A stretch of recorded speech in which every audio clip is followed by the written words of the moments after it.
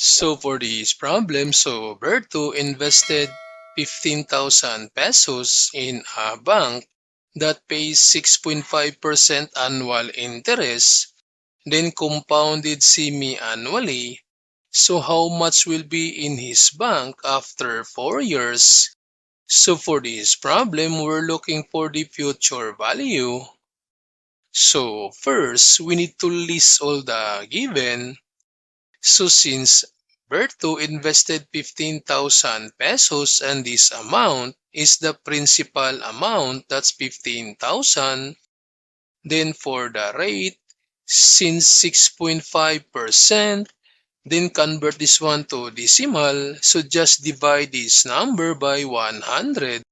So this is equal to 0.065.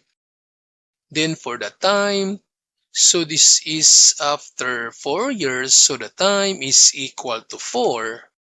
Then for the number of compound, since compounded semi-annually, so therefore M is equal to 2.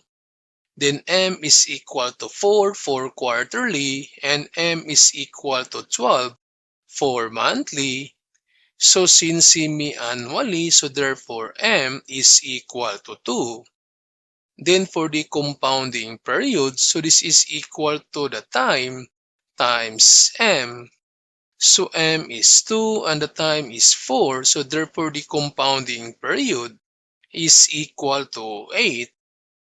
Then for this rate per compound, so that's the rate over the number of compound.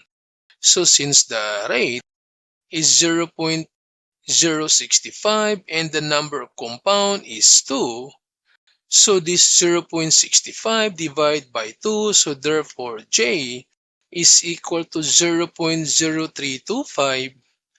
So from this, we can find now the maturity value or the future value using this formula. So substitute now all the values. So for the principal, that's 15,000 times 1 plus the rate per compound.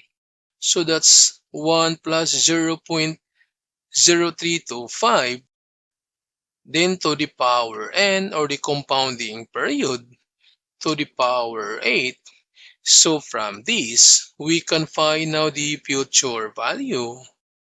So to find now the future value, so first, we need to add these two numbers. So that's 1, then plus this 0.0325 equals, then to the power 8 equals, then times this 15,000. So the future value is 19,373.66 pesos.